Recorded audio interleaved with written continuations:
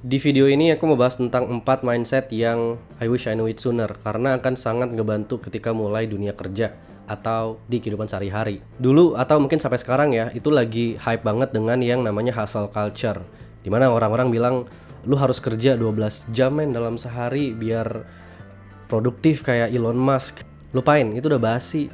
Ini adalah 4 mindset yang aku pelajari dari awal kerja sampai sekarang yang benar-benar bisa membuat perubahan tanpa bikin stres. Kita mulai dari yang paling klasik dulu, progress over perfection. Ini bukan quotes-quotes di Instagram yang ngebikin kamu bisa jadi lebih baik, tapi ini cara paling mudah untuk ngebuat banyak hal itu bisa jadi beres. Perfeksionis tuh kayak teman kita yang sering ngajakin, main yuk, tapi ujung-ujungnya jadi wacana.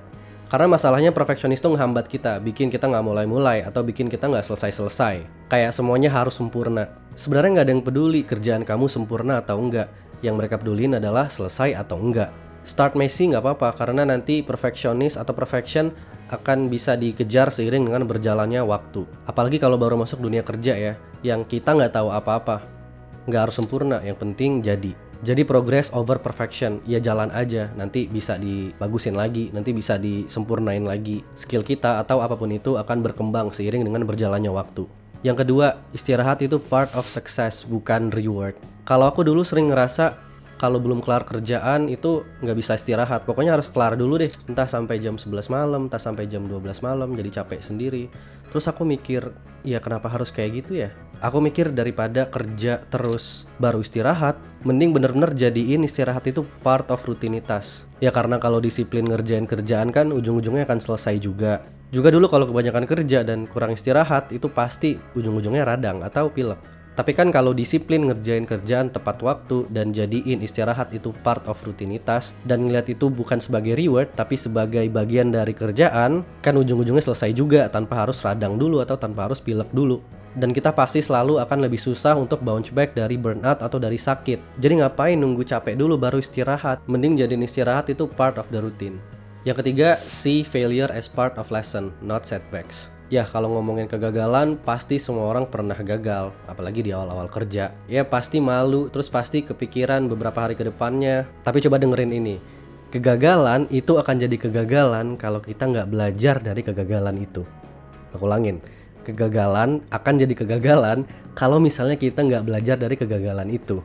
Nah disitulah paradoksnya, kalau kamu ngelihat kegagalan sebagai pembelajaran, kamu akan terus berkembang, bukannya malah mundur. Daripada ngerasain buruk kalau gagal, mending tanya ke diri kamu sendiri, apa yang bisa diperbaiki, atau apa yang akan aku lakukan selanjutnya lebih baik. Jadi ya, kalau gagal, pasti ngerasa nggak enak, pasti ngerasa buruk. Tapi nextnya adalah tanyain ke diri kamu, salahnya di mana ya? Apa yang bisa dilakukan lebih baik? Gimana biar nggak salah lagi ke depannya? Jadi itu, see failure as a lesson, bukan setbacks. Yang terakhir, lebih baik konsisten daripada intens. Artinya apa? Kalau kita ngelakuin hal yang gede, tapi cuma sekali, itu nggak bakal berdampak apa-apa.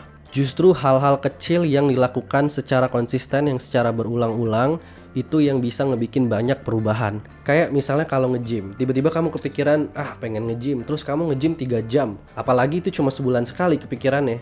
Mending dikit-dikit tapi rutin, setengah jam, 2-3 kali seminggu, karena itu akan ngebentuk kebiasaan. Dan kebiasaan akan ngebentuk pola hidup. Ya itu kan kebiasaan yang baik ya, pasti pola hidupnya jadi akan lebih baik juga. Jadi itu dia 4 mindset yang coba aku tahu dari dulu. Nggak mewah, nggak filosofis, tapi ya kalau benar-benar dilakuin ya pasti akan berdampak.